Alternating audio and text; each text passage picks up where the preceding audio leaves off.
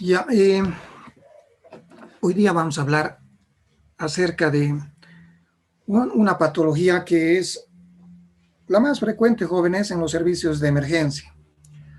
A lo largo de estas 4 o 5 clases que nos toca, vamos a hablar de la patología traumática en neurología. Es decir, vamos a hablar del neurotrauma. Hacerles un preámbulo diciéndoles que todo lo que es trauma, jóvenes, en medicina, trauma de cráneo, trauma de tórax, trauma de abdomen, etcétera, etcétera. Todo se basa en protocolos que nos ha enseñado la ATLS.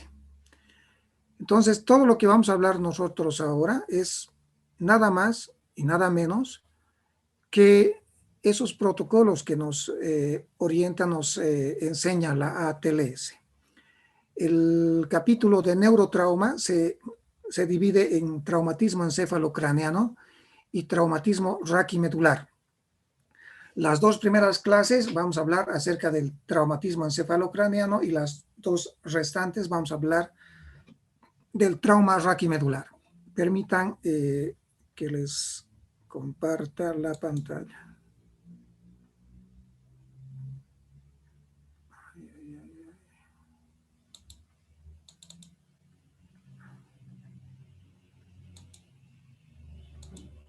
¿Se puede ver? Sí, doctor. Ya. Muy bien. Sigamos. A lo largo de estas 4 o 5 clases, nosotros vamos a aprender el protocolo del TEC y del trauma raquimedular basado en las guías de la ATLS. Vamos a saber manejar y desde luego tenemos que estar capacitados para estos jóvenes, para el servicio de emergencia. Todos los médicos, antes de hacer la especialidad, ya sea en el internado, ya sea en el año del servicio rural, o ya sea cuando ustedes vayan al exterior, jóvenes, siempre van a tener la oportunidad de manejar un traumatismo encefalocraneano. Siempre, jóvenes. Y en la vida hay momentos para aprender y ese momento es hoy. Más o menos he estado viendo las listas y yo tengo como 220 a 230 alumnos. Y en estos yo me fijo quiénes entran. Y entran en promedio 195 a 200 alumnos. Esos 30 alumnos jóvenes, ténganlo por seguro que ya automáticamente se están ellos reprobando. Porque les vuelvo a repetir, hay momentos en la vida para aprender. Ese momento del TEC es hoy, porque yo no les voy a enseñar más en el internado. Ustedes cuando vayan al internado, ustedes ya tienen que ir aprendiendo,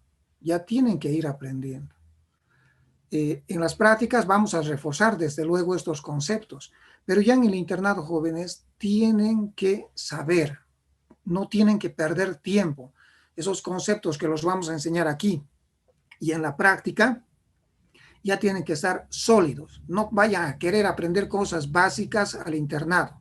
No vayan a querer aprender cosas básicas. En el internado, repito, tienen que estar ya lúcidos con estos conceptos que vamos a aprender hoy y en las siguientes clases. ¿Qué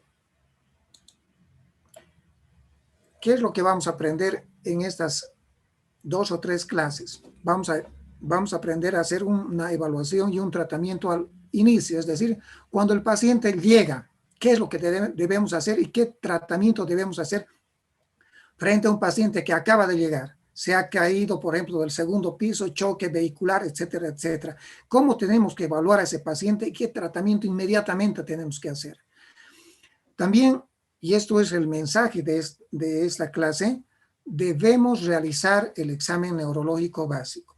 Y ese examen neurológico básico, jóvenes, créanme que se lo realiza en 10, 15 o 20 segundos.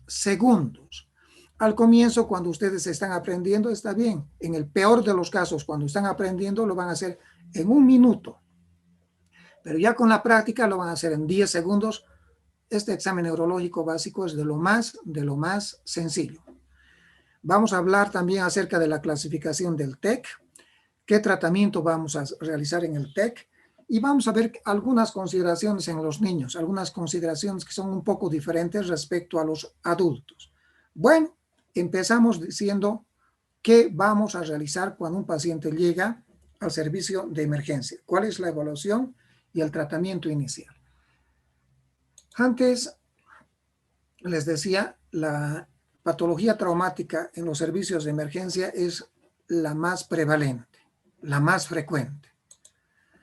Vamos a hablar de este caso clínico muy rápidamente. Dice, es un varón. A ver, ¿quién quiere leer, por favor? Doctor, Por favor, dale. varón, 50 años de edad, procedente del Hospital Sudáñez, con el diagnóstico de traumatismo encefalocraneal, politrauma. Perdón. Todos me imagino que conocen dónde está Sudáñez. Sudáñez está a 1 hora y media de acá. 1 hora y media, 2 horas, a 100 kilómetros aproximadamente. Bien, este paciente, dice, viene con el diagnóstico de TEC, de politrauma. Este paciente, decirles, ha sufrido un vuelco, ¿ya? Un vuelco en la carretera. Cerca a Sudáñez, sufre un vuelco y lo llevan al hospital de Sudáñez. Bueno, y del hospital de Sudáñez deciden, mejor lo mandemos al hospital de Sucre. No perdamos tiempo. Y lo mandan a Sucre. Por favor, seguí. A su ingreso al Hospital Santa Bárbara, ventila con dificultad, hipotenso, presión arterial 50-20, taquicárdico 150 por minuto, neurológicamente con leve anisocoria derecha, Glasgow de 4, 1, 1, 2, se encuentra recibiendo solución glucosada al 5%, se solicita TAC cerebral y en el trayecto presenta paro cardiorrespiratorio y fallece. Miren, ¿qué vamos a destacar de esta diapositiva? Que es un paciente que está sumamente hipotenso, 50-20, taquicárdico. Este paciente está choqueado, está con un shock hipovolémico. Y vamos a destacar también que tiene una anisocoria del lado derecho. Su Glasgow es 4. ¿De dónde viene esto? 1 más 1, 2, más 2, 4. Por eso el Glasgow es 4. Se encuentra recibiendo esta solución, glucosada al 5%. Entonces, inmediatamente el médico de emergencia dice, este paciente debe tener algo, porque está anisocórico, debe tener algún coágulo. Hacerle la tomografía y llamarle al neurocirujano. Entonces, al paciente lo llevan al tomógrafo. Y mientras está yendo al tomógrafo, miren, en el trayecto, dice, el paciente se presenta paro cardiorrespiratorio, se muere.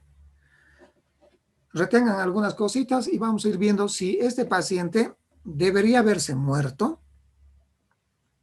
o no.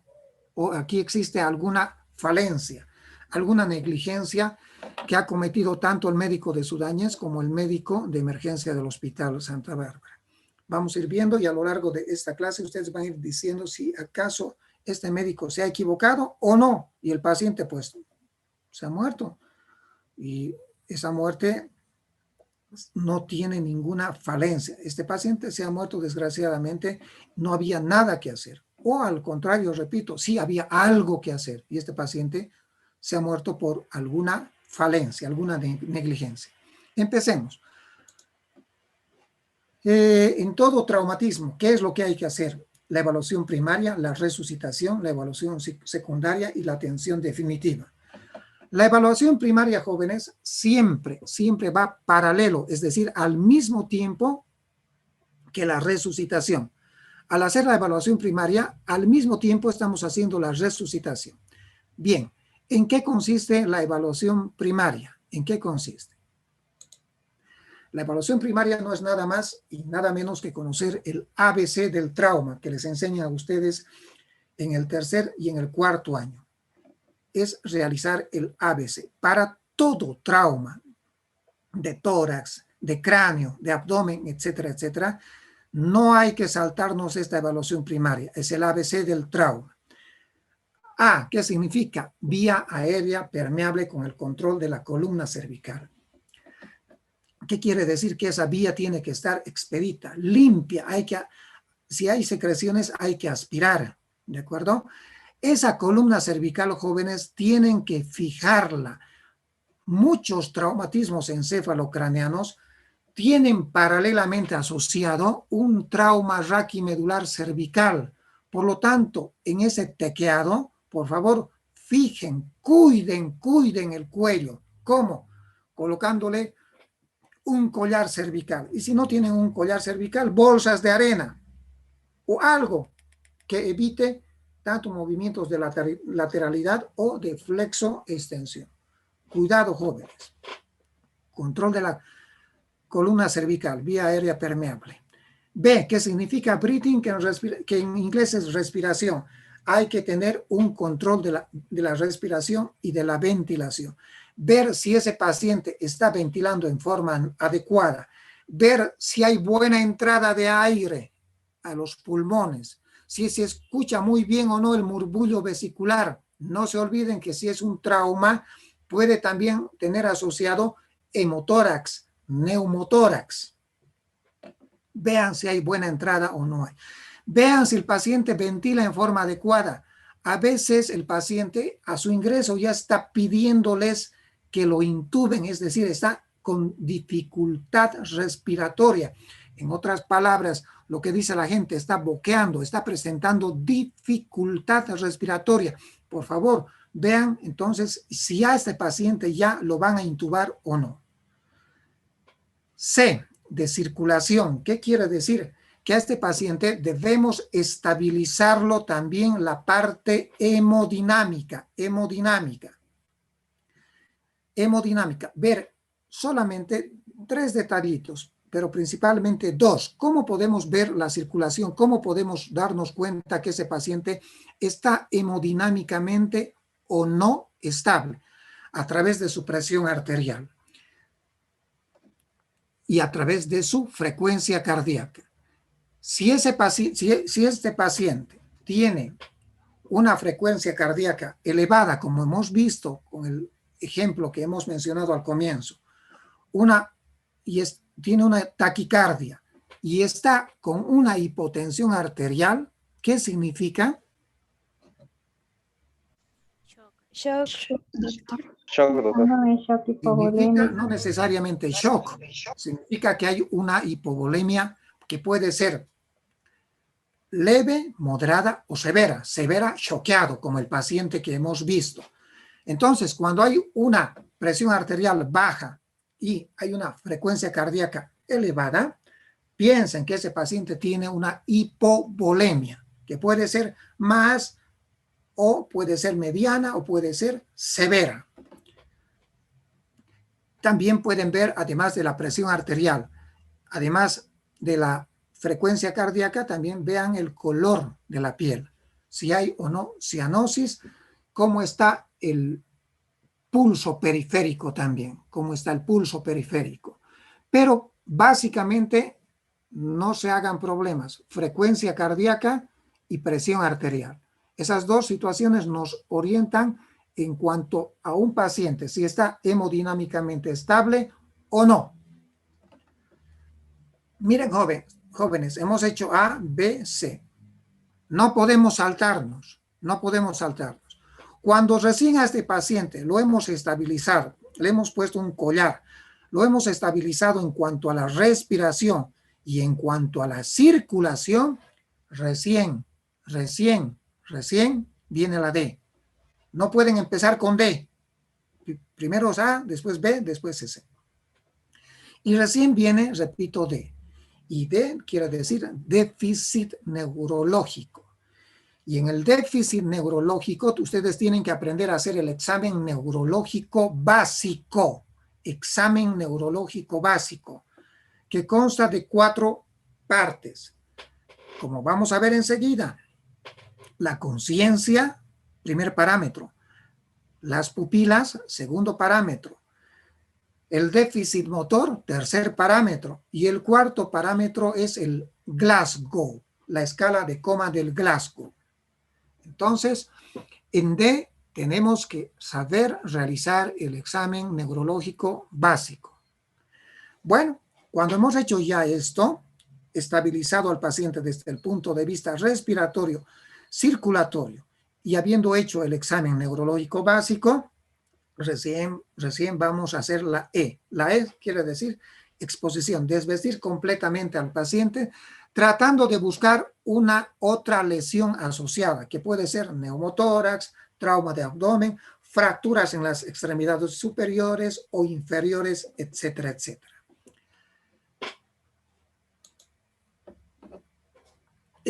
No se olviden que en el TEC siempre hay que tener cuidado del cuello, siempre. Y les decía que la mejor forma de inmovilizar el cuello es a través de este collar cervical. Hay varios collares cervicales, uno de ellos es este, el collar cervical de Filadelfia se llama, Filadelfia. Y si no tienen, les vuelvo a repetir estos collares, cualquier collar, o inclusive les decía bolsas de arena o cartones que sujeten, sostengan el cuello evitando su movilización. Jóvenes, vamos a hablarles de trauma raquimedular la próxima semana y van a ver cómo los médicos, nuestros colegas médicos generales han salvado funcionamiento, es decir, han evitado que el paciente quede tetrapléjico solamente con esto, con haberles colocado el collar cervical. Vamos a ver eso la próxima semana. Bueno, pero les decía que paralelamente a la evaluación primaria viene la resucitación. Al mismo tiempo de estar haciendo el ABC, tenemos que hacer la resucitación. Al mismo tiempo tenemos que decirle a la enfermera, a ver, tienes que hacer esto, esto, esto. ¿Y qué es esto? ¿En qué consiste la resucitación? La resucitación consiste en colocarle una mascarilla de oxígeno, ¿ya? Si el paciente está con dificultad respiratoria, jóvenes, a ese paciente, teniendo cuidado, es decir, inmovilizando el cuellito, ¿ya? Hay que intubarlo. Si hay problema respiratorio, hay que intubarlo. Bueno, si un paciente está hipotenso, hay que dar solución Ringer lactato. Ustedes comprendan, jóvenes, que en los servicios de emergencia no hay pues sangre disponible. Y además tenemos que estar haciendo clasificación, tenemos que estar llamando a los servicios de hemoterapia, ¿no es cierto? Los servicios de emergencia, ¿qué es lo que tenemos? Soluciones parecidas a la sangre. No tenemos sangre. ¿Y cuál es la solución más parecida a la sangre? Esta solución que se llama el Ringer lactato, ¿ya?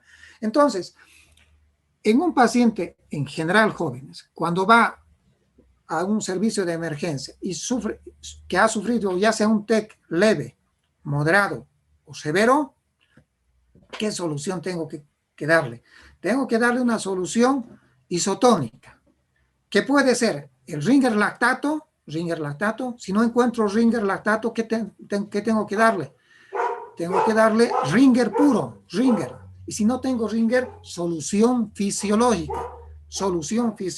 Eso sí le tengo que dar. Son soluciones, repito, isotónicas, pero jamás le voy a dar una solución glucosada al 5%. Jamás. ¿Por qué? Porque la solución glucosada al 5% es una solución hipotónica y las soluciones hipotónicas están contraindicadas en el TEC, como vamos a ver el jueves. Entonces, repitiendo, ¿qué voy a darle a un paciente que sufre TEC? Ringer lactato, y si no tengo, Ringer, y si no tengo, solución fisiológica. Bueno, ¿qué también tengo que hacer en cuanto a la resucitación? Ver si es un paciente que, por ejemplo, tiene compromiso de conciencia, es un TEC moderado, o sobre todo si es un TEC grave, le tengo que colocar una sonda vesical. tengo que colocarle una sonda vesical. En lo posible, colocarle una sonda nasogástrica para evitar la broncoaspiración,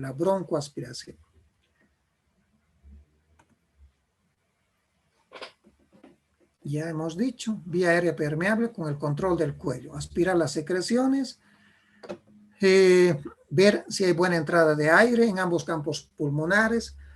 Si el paciente presenta dificultad respiratoria, intubarlo.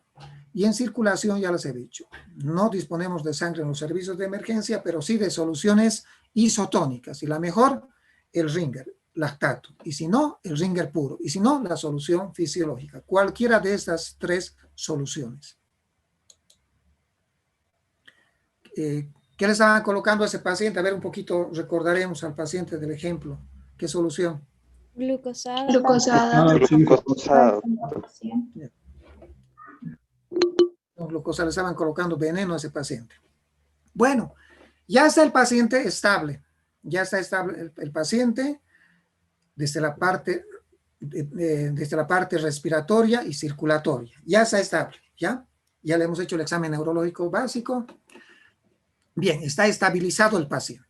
Ya no corre mucho riesgo. Ahí, ¿qué vamos a hacer? La evaluación secundaria. Habíamos dicho que vamos a desvestirle completamente al paciente.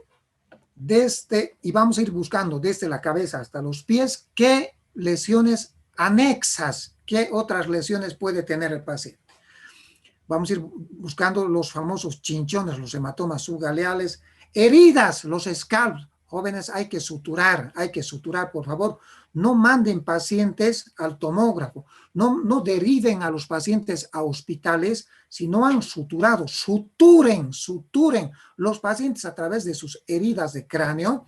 A veces son tremendos scalp, se choquean y están viendo, se mueren. Suturen, no importa, coloquen 3, 4 puntos groseros, pero coloquen, no los dejen así abierto. Bueno, ¿qué más? En el abdomen tenemos que palpar. ¿Qué tenemos que palpar? El abdomen para ver qué. Si hay resistencia o no hay resistencia. Si está distendido o no. Cuidado, porque también asociado al TEC puede existir, ¿qué cosa? Ruptura de vísceras huecas, ruptura de vísceras macizas, hemoperitoneos. Hay que palpar, hay que escuchar el abdomen. Toquen, no cuesta nada ver si está blandito o está duro o está distendido.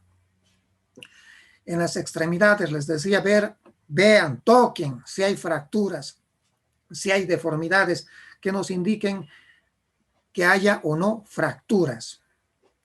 El examen neurológico básico enseguida vamos a hablar. Acá.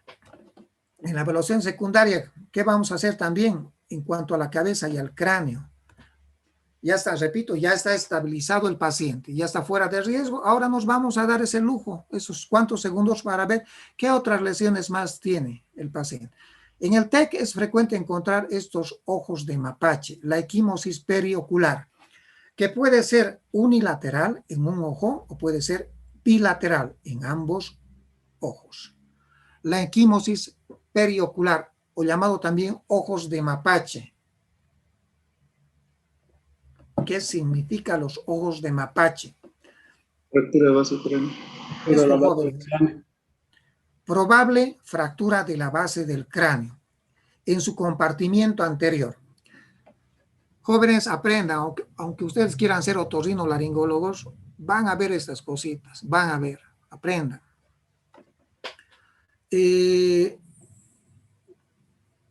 La base del cráneo se divide en 3 compartimientos o 3 fosas.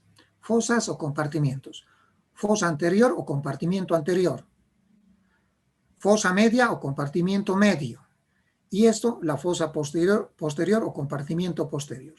En la fosa anterior se descansa, se aloja el lóbulo frontal. En la fosa media se descansa o se aloja el lóbulo temporal. Y en la fosa posterior descansa o se aloja el cerebelo. Bien. Mapache, ojos de mapache, igual fractura de la base del cráneo en su compartimiento anterior. También algunas veces podemos ver esto. Equimosis retroauricular equimosis retroauricular, que también se llama el signo de Battles.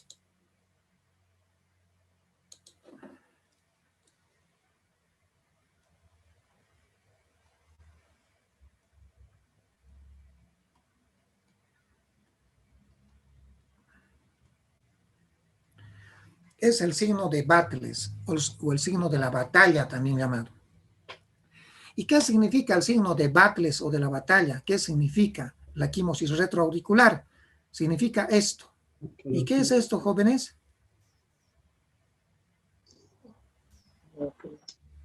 Fractura de la fosa media, compartimiento medio. Y específicamente, ¿qué huesito es este?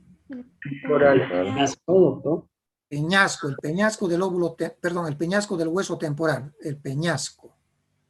¿Ya? Fractura del peñasco. Eso significa la equimosis retroauricular.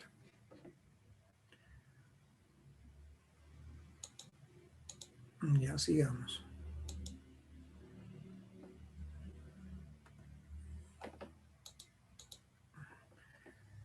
Aquí podemos ver una fractura del peñasco. Aquí podemos ver un paciente con un signo de Battles. ¿Ya? Fractura del peñasco, no se olviden. Los ojos de mapache, que pueden ser unilaterales o bilaterales. ¿Ya?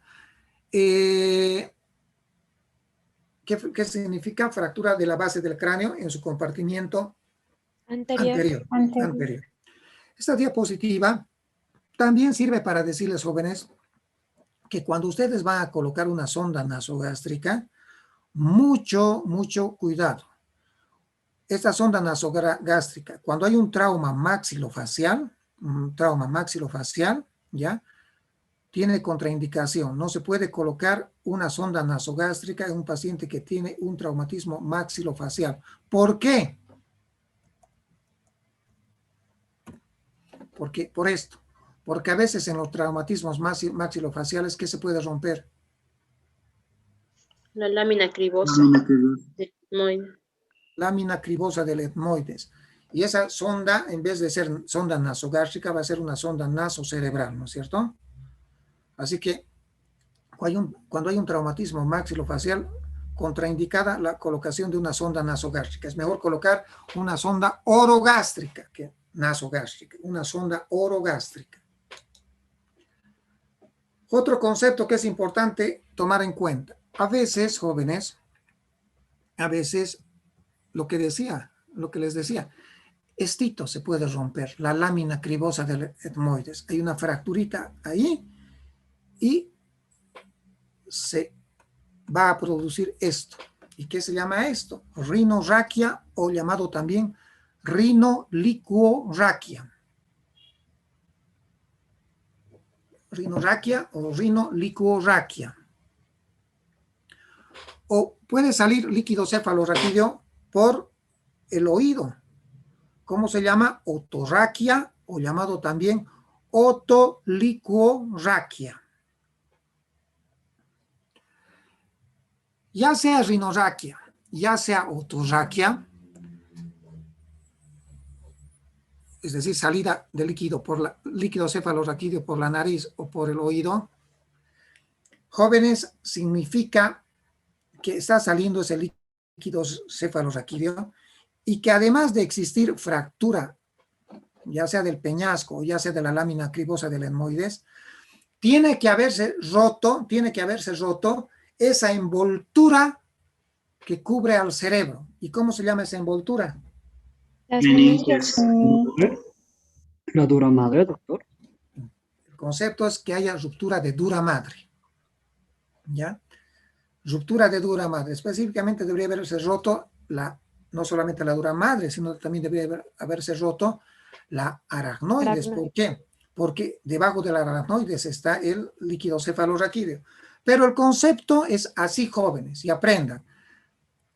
Se llama TEC abierto cuando existe salida de líquido cefalorraquídeo, ya sea por la nariz o por el oído, y que eso significa que se haya roto la dura madre, se ha roto la dura madre.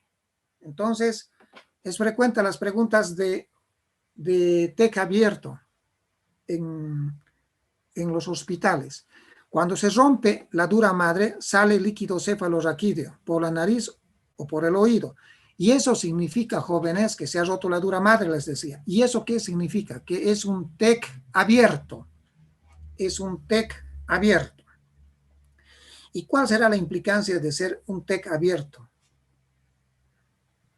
Puede entrar aire y puede ser neumo. Sí, más o menos. Infecciones capaz, doctor. Infecciones. Meningitis, abscesos cerebrales. Meningitis o abscesos cerebrales. Es decir, pueden desencadenarse cuadros infecciosos del sistema nervioso central. Entonces, ya saben que es TEC abierto. Y si no hay salida de líquido cefalorraquídeo, entonces es un TEC cerrado. TEC cerrado. Muy bien. Una de sus compañeras ya bien decía, a veces jóvenes, por situaciones de presión atmosférica, en vez de salir líquido cuando hay una fractura de la lámina cribosa o del peñasco, en vez de salir líquido, jóvenes, se entra aire al cerebro. Entonces, cuando se entra aire al cerebro, significa también TEC abierto. Significa también TEC abierto. Entonces hay tres eventualidades para el TEC abierto. Rinorraquia, otorraquia, o ¿cómo se llamará cuando entra aire al cerebro? Neumoencéfalo. Neumoencéfalo. Neumoencéfalo. Neumoencéfalo. Bien. Ahora, en la práctica, jóvenes, en la práctica, rara vez podemos ver la salida de líquido cefalorraquídeo. Así purito, ¿qué color tiene el líquido cefalorraquídeo? Cristal de roca. Cristal de roca. Cristal de roca. Sí, pero raras veces vemos eso, que el líquido sea clarito, que haya una otorraquia o una rinorraquia pura, ¿ya? Algunas veces lo vemos. Porque la mayoría, jóvenes, ¿qué es lo que presenta el paciente? La mayoría, en la mayoría de los casos, el paciente tiene mezclado su líquido cefalorraquídeo con sangre. Con sangre. A ver, vamos a dibujar aquí.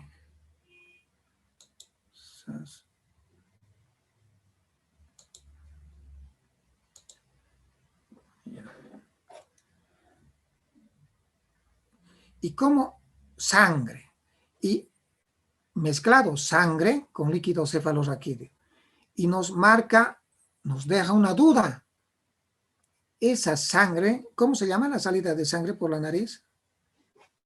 Epistaxis.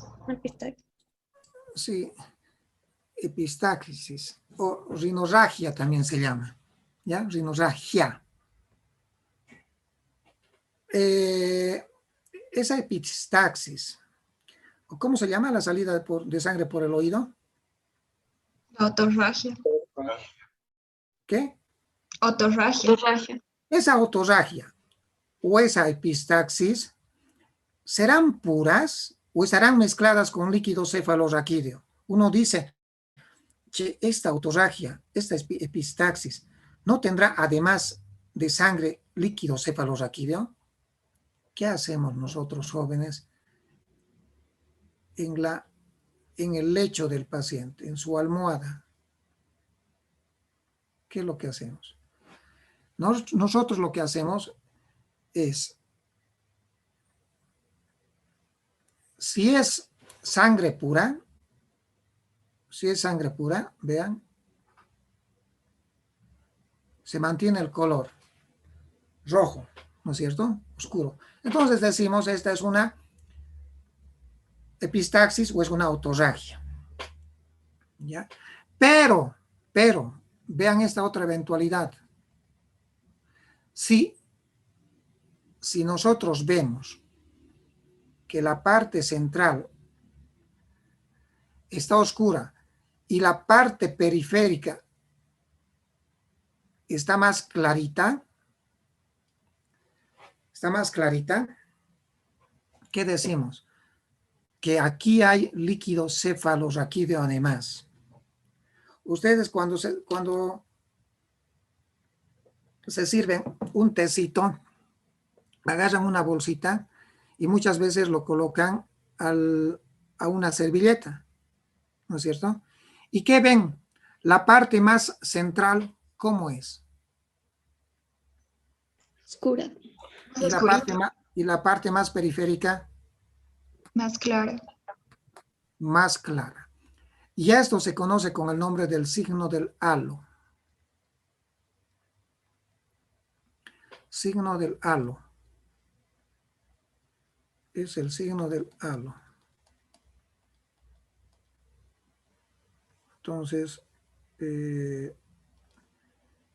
cuando en la almohada o en la sábana del paciente ven que la sangre está rodeada de un líquido más clarito alrededor, dicen, hay un halo acá, hay un halo. Este es el signo del halo. Y este halo significa ¿qué? ¿Qué significa? Hay líquido cefalorraquídeo. Que esto es líquido cefalorraquídeo. ¿Y la parte central qué es? Sangre. Sangre. Sangre. Entonces, cuando vean el signo del halo, jóvenes, el signo del halo, por favor piensen que es un TEC abierto.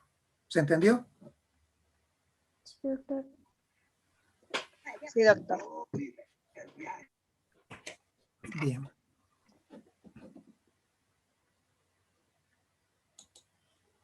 Sigamos. Rinorraquia, otorraquia, ya sea pura o mezclada con sangre, igual TEC abierto. Neumoencéfalo, igual TEC abierto. TEC abierto, concepto, ruptura de la dura madre. Ahora vamos a aprender a hacer el examen neurológico básico. Examen neurológico básico. El examen neurológico, jóvenes, completo es largo. Uno cuando está aprendiendo a hacer el examen neurológico, créame que tardamos entre 1 hora y media, 2 horas, el examen neurológico completo.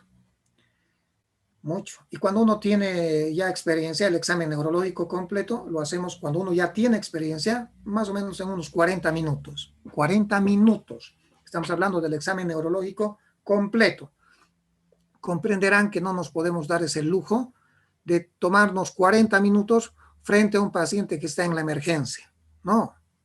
Entonces, ¿qué es lo que ha hecho la ATLS? La ATLS ha dicho, bueno, les enseñaremos a realizar un examen neurológico chiquito, pequeñito, que se llama básico, a los médicos de emergencia y a los médicos generales. Y esto se llama examen neurológico básico o mini examen neurológico, más conocido como examen neurológico básico.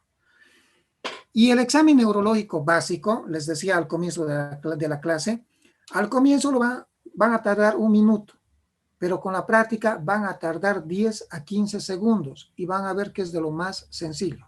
Segundos. Conciencia. Ay, perdón. Conciencia.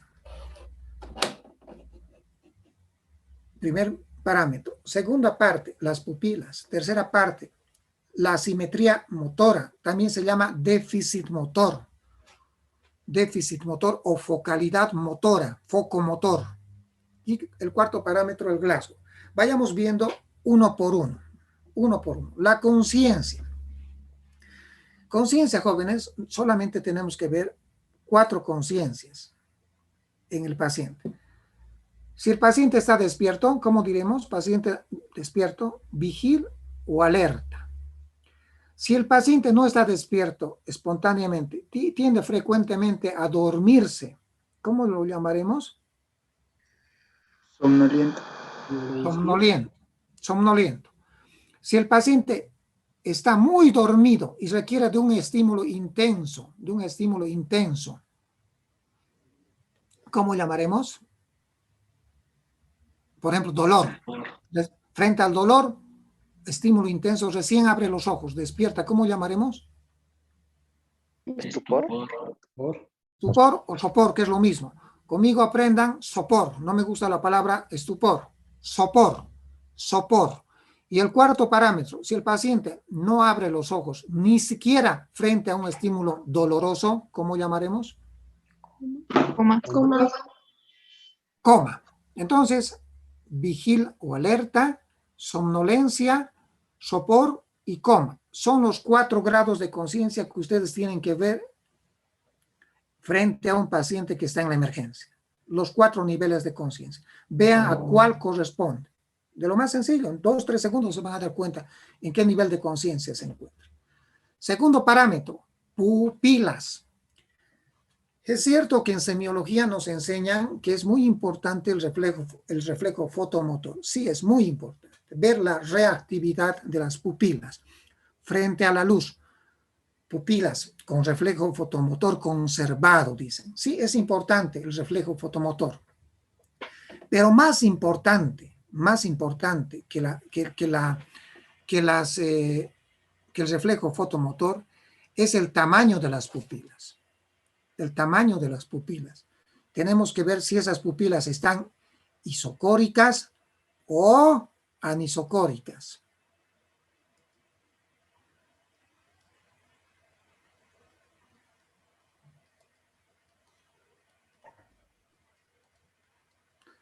Tenemos que ver si esas pupilas están isocóricas o anisocóricas. Si son del mismo tamaño, diremos pupilas isocóricas. Si quieren un poquito más claro, decir pupilas reactivas, pero repito, más que la reactividad, lo que interesa es el tamaño. Si ambas están del mismo tamaño, entonces diremos pupilas isocóricas reactivas. Y si son de distinto tamaño, diremos pupilas anisocóricas. Aquí tenemos que ver si el paciente está vigil o alerta, tenemos que ver si el paciente está somnoliento, si el paciente está soporoso o si el paciente está comatoso. Bien.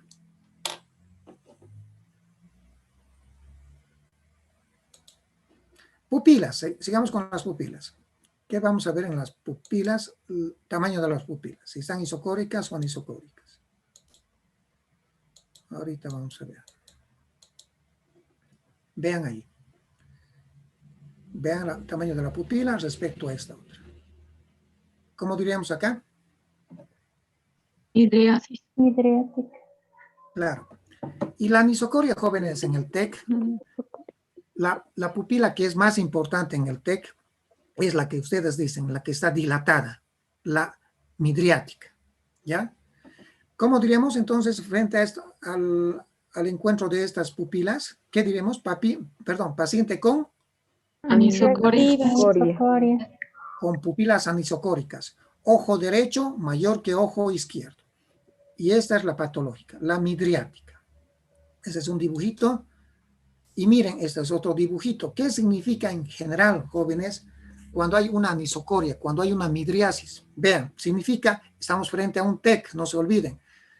Vamos a hablar de los distintos hematomas que hay en el TEC. Aquí para darles un ejemplo, esto es un hematoma extradural.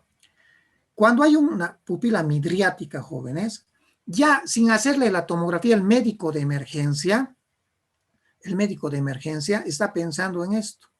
Ya sea un extradural, ya sea un intraparenquimatoso, ya sea un subdural, está pensando que hay un coágulo en la cabeza. Hay un coágulo en la cabeza. ¿Ya?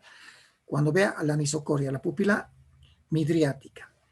¿Y por qué se presenta? Muy resumidamente, ¿por qué se presenta la anisocoria? Porque este coágulo, este hematoma, está desplazando el cerebro, como están viendo acá, y está haciendo que el lóbulo temporal, que es esto, se salga o descienda a través de estito. ¿Qué es estito? ¿Qué es estito? Doctor. La tienda, ¿de quién será? El cerebelo. La tienda del cerebelo. Este repliegue de dura madre se llama tienda del cerebelo. ¿Por qué? Porque está encima del cerebelo. Pues. Tienda del cerebelo. ¿De acuerdo?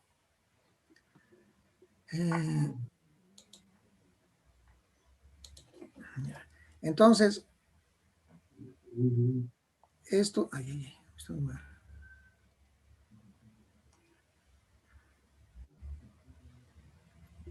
Esto es la tienda del cerebelo. ¿Ya?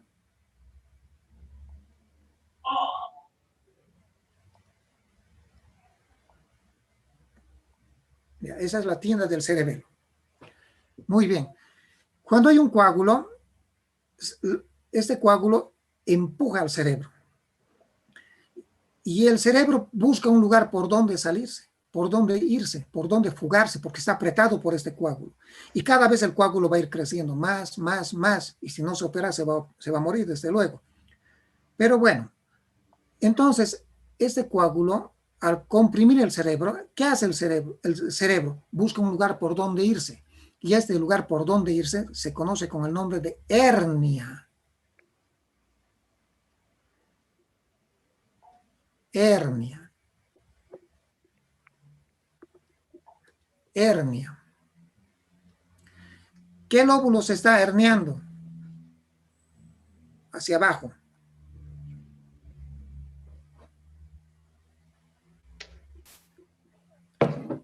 El lóbulo temporal se está herniando.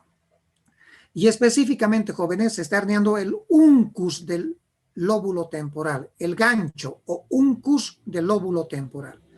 ¿Cómo la llamaremos a esta hernia? Herniación si es a través del tentorio. Herniación transtentorial.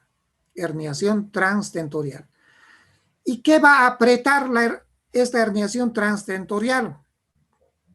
Lo primero que hace, jóvenes, lo primero que hace, ven estito, que ahorita lo voy a borrar. ¿Qué creen que es eso? Es un nervio. Ese es el tercer par craneal. Ese es el tercer par craneal. Aquí está sueltito, está libre, pero acá, ¿qué ocurre? ¿Se puede ver? Voy a no sé si... Ahí está. ¿Se puede ver o no? Aquí se está apretando. ¿Se está entendiendo o no, jóvenes? Sí, sí, doctor. Doctor, sí. Sí, se Lo voy a nota. buscar para agrandar. Algunos tienen celulares solamente. Entonces, un ratito.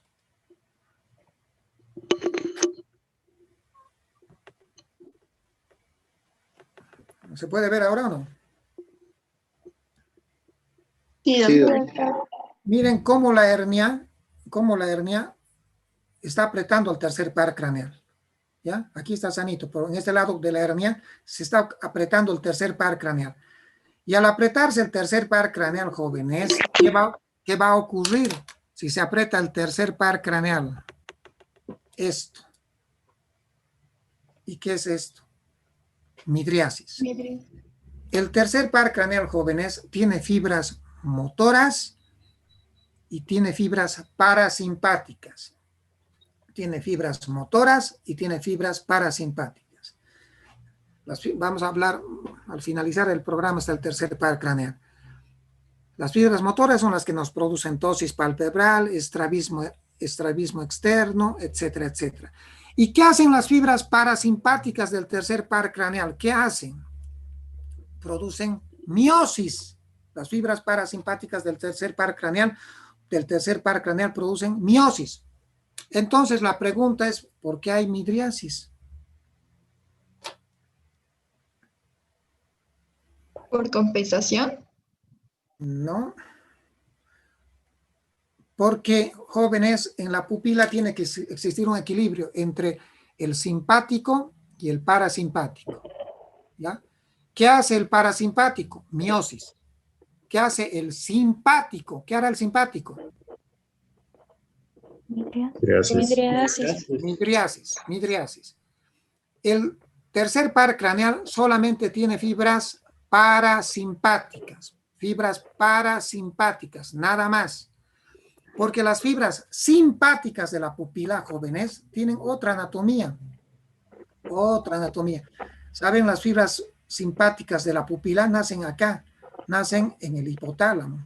Otro trayecto es. Y tienen de ahí, van hasta el tronco cerebral, médula, cadenas simpáticas cervicales, es decir, tienen otro trayecto, ¿ya? Que llega a la pupila. Otro trayecto que lo vamos a hablar más adelante. Entonces, ¿qué podrán decirme ustedes, jóvenes? ¿Por qué se presenta la midriasis? Parálisis parasimpático. Porque el simpático sigue activo, doctor. Correcto, Y- ese no se activa, si no, está bien, pero la idea es esa. El tercer par craneal, pues, deja de funcionar sus fibras Parasimpáticas. y por lo tanto funciona solamente las fibras Simpáticas. simpáticas, que tienen otra anatomía. Repito, hay un error muy frecuente de los alumnos, de los internos, en general de todos los alumnos, que dicen que el tercer par craneal tiene fibras simpáticas y parasimpáticas. No, el tercer par craneal tiene fibras motoras y tiene solamente fibras parasimpáticas. Y si yo corto, aprieto el tercer par craneal, pues van a dejar de funcionar las fibras motoras y las fibras, ¿qué? Parasimpáticas. Parasimpáticas. Por lo tanto, el concepto es, va a predominar, ¿qué? Fibras simpáticas. El simpático, que tiene otra anatomía. Y por lo tanto, si predomina el simpático, ¿qué va a pasar con la pupila? Midriasis. Va a tener midriasis. Midriasis. Se va a dilatar, midriasis.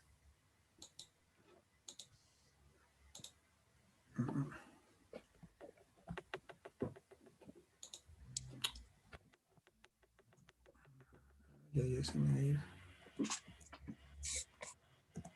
Bueno, aquí, ¿se puede ver eso o no? Sí. Sí, doctor. Sí.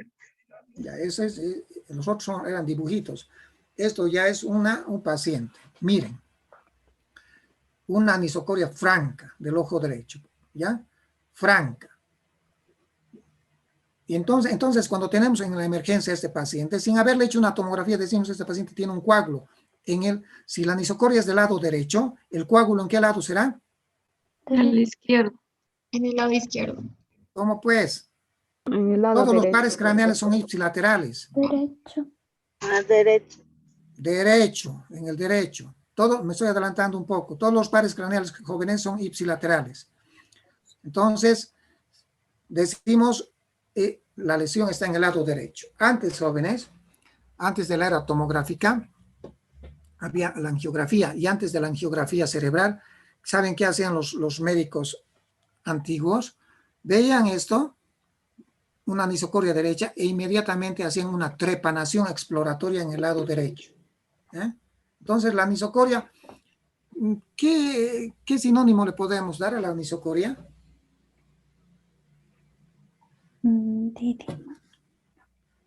¿Ah? Hemorragia cerebral. ¿Una herniación? Ese es a mí me gusta que mis alumnos aprendan eso. Sinónimo de anisocoria, les digo, o sea, eso es práctica, ¿no? Cuando yo veo esto, estoy pensando en esto. ¿De acuerdo? Y esto se presenta por esto. ¿Se comprende o no? ¿Comprendido? Sí.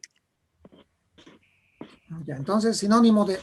Esto es práctica. Si no, les digo, sinónimo de anisocoria, herniación transtentorial me tienen que decir. Ya.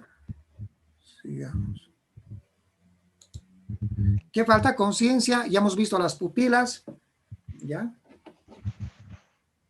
¿Qué más falta? Respuesta verbal. Asimetría motora. Asimetría motora. Ya, la asimetría motora. ¿Qué significa asimetría motora? También se llama foco motor. ¿Qué también se llama? Déficit motor. Cualquiera de estos tres conceptos, asimetría motora, foco motor o déficit motor. Cuando vemos este tercer parámetro, esta tercera parte del examen neurológico básico, nosotros, ya su nombre lo indica, jóvenes, ¿qué estamos buscando en el paciente? Si el paciente tiene o no tiene, ¿qué? Movimientos. Parecias o Algún déficit motor. Ejemplo, parecias, parálisis. Plegias. Parálisis. si tiene hemiparesias, si tiene, ¿qué más? Lejías. Claro, pues hemiparesias, hemiplejías. ¿Qué otro déficit motor también puede presentarse? ¿Ustedes creen, jóvenes, a ver, por ejemplo, que este paciente podrá tener algún déficit motor o no? Podría ser, doctor, por si puede afectar la vía piramidal. ¿Qué tipo de déficit motor podría tener este paciente? Sería en todo caso una contralateral. ¿Este hematoma de qué lado es? Estamos viéndolo de frente, ¿no es cierto? ¿De qué lado sería? ¿Este lado qué lado es? Derecho. Derecho. ¿Qué tipo de déficit motor tendría que tener o podría tener el paciente? Hacia la izquierda. ¿Cómo? Síndrome Izquierda. piramidal izquierdo. ¿Una qué? Sin miedo, por favor. ¿Una qué? Una hemiparesia, por ejemplo, contralateral. Sí. Podría tener una hemiparesia o una hemiplegia del lado izquierdo. Del lado izquierdo. Correcto, correcto. Y si este paciente u otro paciente tuviera una tetraparesia, ¿qué podríamos decir? Que este paciente, ¿qué tiene? Cuadriparesia. Hematomas a ambos lados. Que es poco probable. Lo más probable que es Trauma raquimedular. que este paciente, correcto, asociado al TEC, tiene un trauma raquimedular cervical. Muy bien. Y si este paciente tuviera una paraplegia, si un paciente tiene un TEC y tiene una paraplegia, ¿qué podrían decir? Trauma lumbar. Este paciente, además del TEC, tiene un trauma raquimedular, ya sea dorsal o lumbar. ¿Estamos? Bueno, entonces, jóvenes, a eso se refiere la simetría motora, déficit motor o focomotor, buscando alguna paresia, alguna plejía, ya sea hemiparesias, ya sean tetras o ya sean paraplegias. Y finalmente, el cuarto parámetro, ¿qué es? Saber realizar la escala de coma del Glasgow.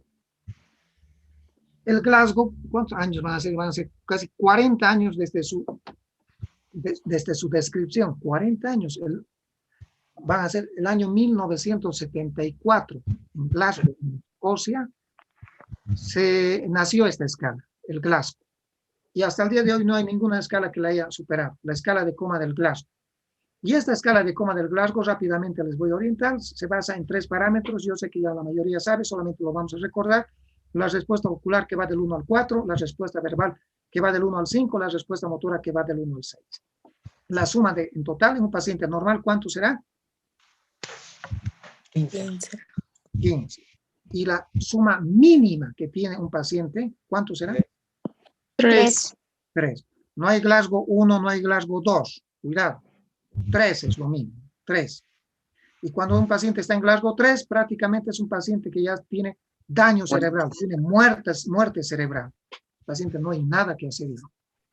Ya. Vamos viendo las respuestas rápidamente. Cada una de estas. La ocular, después vamos a ver la verbal y finalmente la motora. La ocular, del 1 al 4. Del 1 al 4. Ocular. 4, cuando abre los ojos espontáneamente. 4. 3, cuando abre los ojos a la voz. Es decir, que es un paciente que está, ¿qué cosa? Somnoliento. Excelente. Somnoliento. Somnoliento. Cuando abre solamente los ojos al dolor, ¿cómo se llama? Sopor. Soporoso. Perfecto. Entonces, cuando abre los ojos espontáneamente, 4. Cuando abre los ojos a la voz. Sí, dale.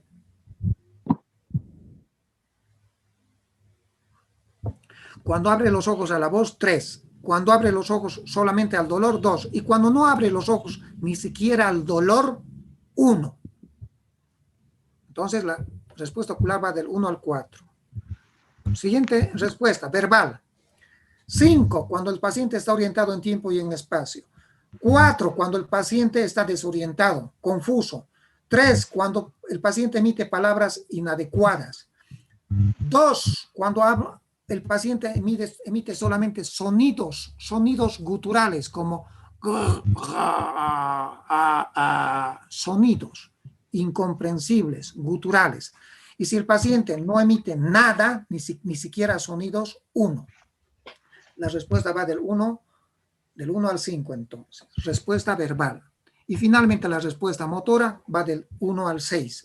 6, cuando el paciente obedece órdenes, levante las manos, levante los pies. Otra orden, saque la lengua. Es decir, si responde órdenes motoras, 6. Si no responde órdenes motoras, solamente localiza el estímulo doloroso, localiza 5. Si realiza unas respuestas de retirada frente al estímulo doloroso, una respuesta de retirada, vale 4. Y estos dos jóvenes, por favor, aprendan aquellos que no saben todavía. Sé que la mayoría sabe, pero sé que algunos no saben. Por favor, aprendan. 3. ¿Qué quiere decir 3? Flexión anormal. Quiere decir que frente a un estímulo doloroso, que generalmente nosotros lo hacemos a nivel de la tetilla en el pezón, el estímulo doloroso, si ese paciente, frente a un estímulo doloroso, nosotros aplicamos, le apretamos, le pellizcamos el pezón o la tetilla, y el paciente hace esto, flecta las extremidades superiores, flecta, y no se está viendo acá, y extiende las inferiores, y extiende las inferiores,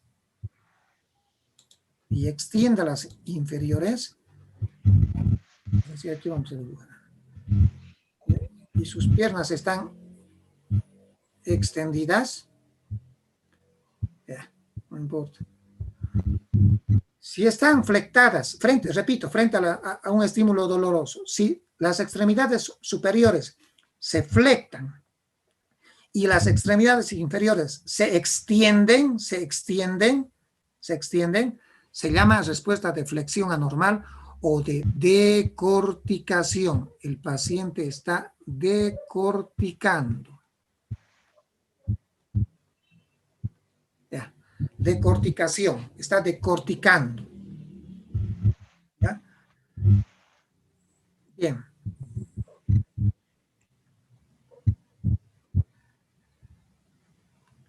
Si el paciente, frente a un estímulo doloroso, que repito, lo hacemos a nivel de la tetilla, le pellizcamos la tetilla, y el paciente, miren qué es lo que está haciendo. ¿Qué está haciendo? Extendiendo. Extendiendo tanto las extremidades superiores como las inferiores. A esto se conoce con el nombre de respuesta extensora o de Corticación. Descerebración.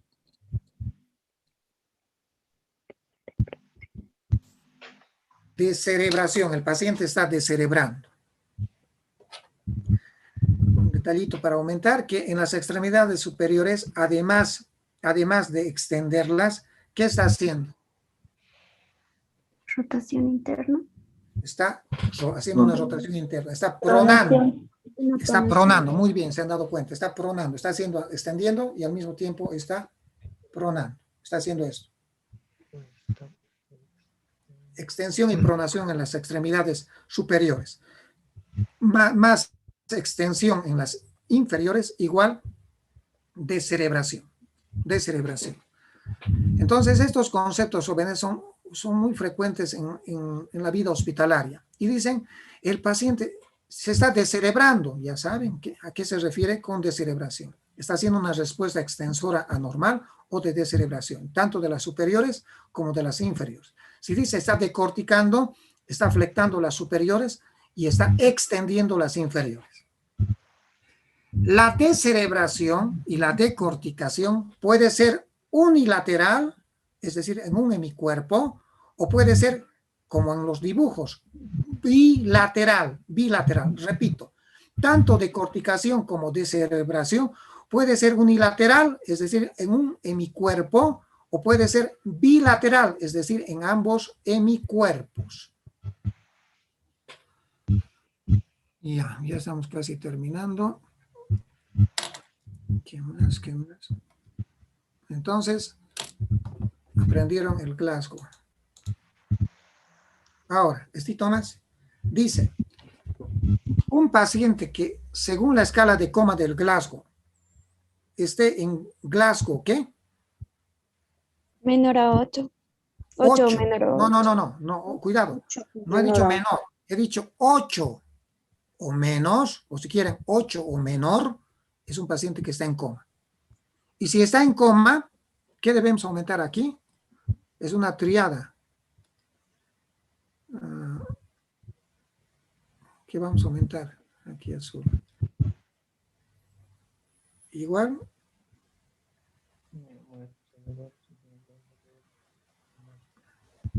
¿Qué quiere decir eso? Que debemos entubarlo. Todo paciente que está en coma debe ser intubado. Paciente que no está en coma, que está en coma y no está intubado, paciente mal manejado. Esa es la triada. Coma, igual Glasgow 8 menos, igual tubo. Tienen que intubarlo. Ese paciente que hemos visto como ejemplo, ¿estaba intubado o no? No. No. Ese paciente no estaba para nada intubado. Ese paciente ha sido pésimamente manejado. Ya hemos visto.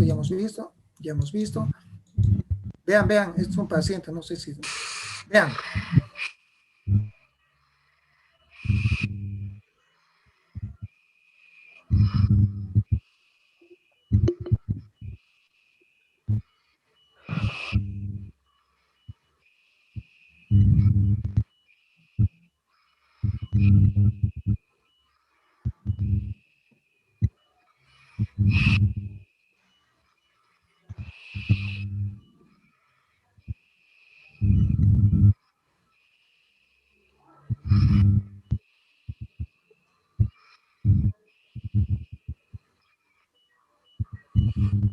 Observen, por favor. Vean si hay déficit motor o no. Vean.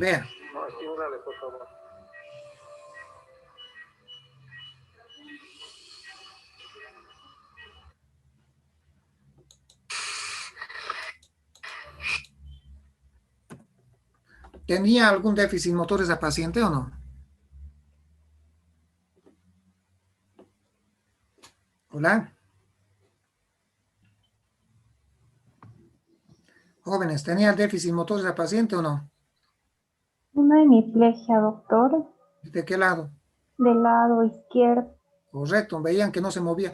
Le pellizcaba la piernita y movían el lado derecho, pero el lado izquierdo no. ¿Tenía nisocoria o no? Sí, doctor. ¿De qué lado? Derecho. ¿Dónde estaba el coágulo? Derecho. Derecho. El coágulo estaba en el lado derecho. Para terminar la clase vamos a hablar de la clasificación del TEC. Vamos a hacer una clasificación del TEC y les voy a, no copien esto, les voy a enseñar una cosa más práctica. ¿Dónde está?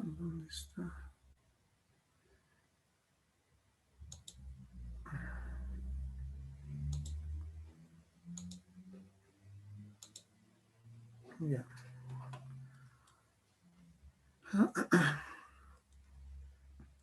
El TEC, según la escala del coma del Glasgow, se clasifica en TEC leve,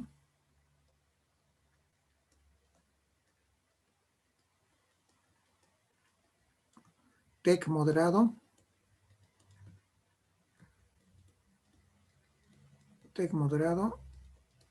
y TEC grave.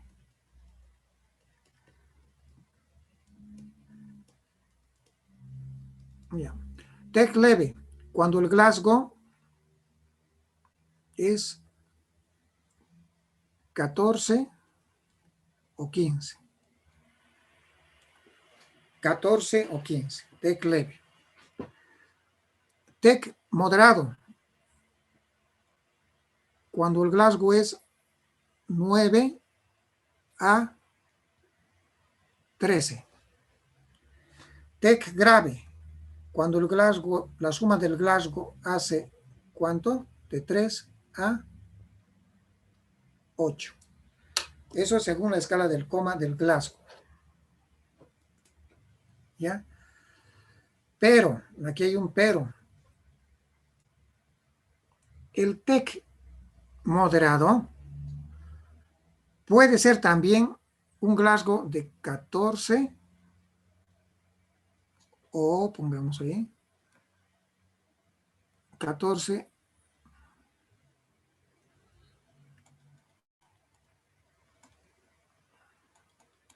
Necesito aprendan.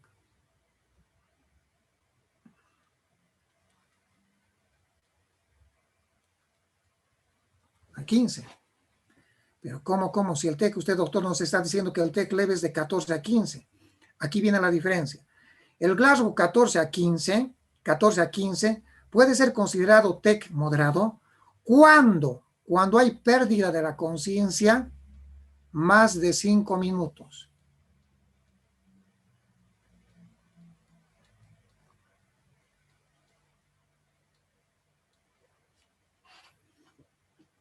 Más de 5 minutos. Si ha perdido la conciencia 3, 4 minutos o no ha perdido la conciencia, ¿cómo lo llamaremos? TEC leve. Leve. El Glasgow 14 o 15 puede ser también considerado TEC moderado, o pongamos ahí, cuando hay un déficit neurológico, por ejemplo, una hemiplegia.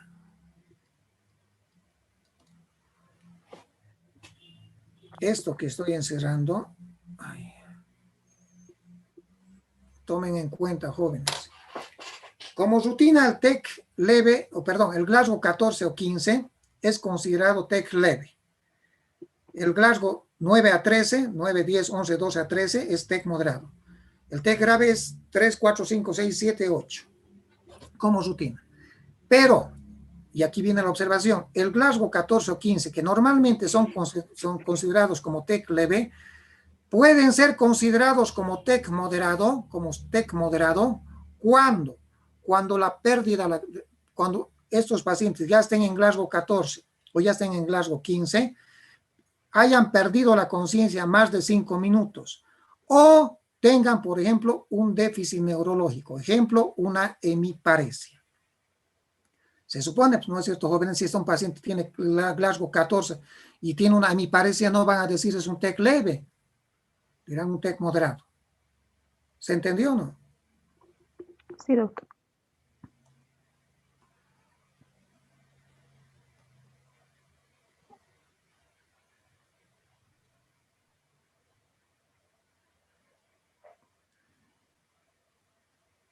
Entonces, eso que estoy encerrando también es un TEC moderado. TEC moderado. Por favor, ¿se comprendió o no? Sí, Sí, doctor. sí, Sí, doctor. doctor. Sí, doctor. Sí, doctor. Sí, doctor. Ya, de momento, jóvenes, quedaremos ahí. 180 alumnos. Ya saben que esos 50 automáticamente se están marginando y están reprobando.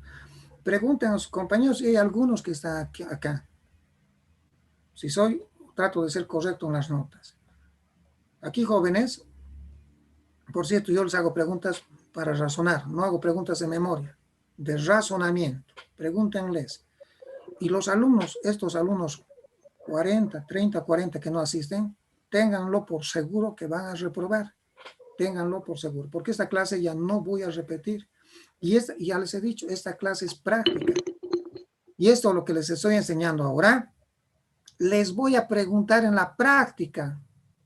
Les voy a preguntar en la práctica. Ustedes me van a decir todo lo que les estoy enseñando pausadamente. La primera parte ya la hemos aprendido. Nos quedan unas 3 o 4 partes más de neurotrauma. ¿Alguna pregunta hasta acá?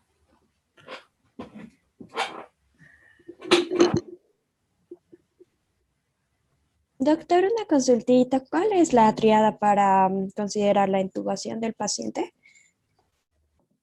Cuando un paciente está en Glasgow 8 o menos, ¿qué te dije? Que lo primero que hay que hacer, ¿qué es?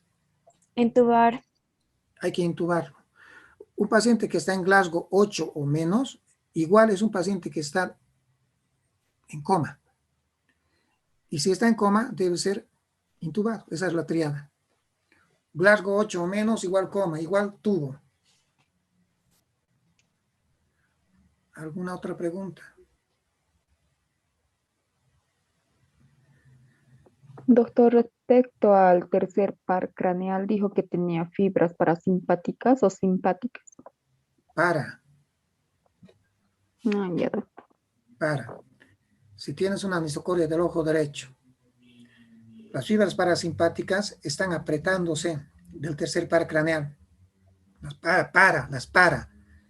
Entonces, ¿qué son las que se conservan? ¿Qué son las que se predominan? Y las que tienen otra anatomía que no pasa por el tercer par craneal. Las fibras simpáticas. Y las fibras simpáticas, ¿qué es lo que hacen? Te dilatan la pupila. ¿No? Doctor, y nos mencionaba que hay dos signos para ver lo que son las fosas, bueno, para ver que hay traumatismo de la fosa cerebral anterior y media. ¿Hay algún signo para ver o verificar que se ha lesionado la fosa cerebral posterior? No hay. Solamente como signos externos, de trauma externo, están la quimosis, ojos, panda también se llama. No hay para atrás, vale, no hay. Está bien, doctor. Entonces, eso directamente buscaríamos con la signosintomatología. ¿Sería dañado el cerebelo directamente? No, en el cerebelo, cuando hay algún coágulo en el cerebelo, más que todo lo que existe es un compromiso de conciencia que poquitito a poco va en el transcurso de minutos, horas, empeorando. Entonces, la alteración de conciencia es lo que más que todo nos orienta un poco hacia el daño de la fosa posterior. Está bien, doctor. Gracias. ¿Algo más? Ya, jóvenes, nos vemos el día jueves. Que tengan buenas noches. Hasta luego, doctor. Hola, doctora. Chao, chao. Hasta luego, doctor.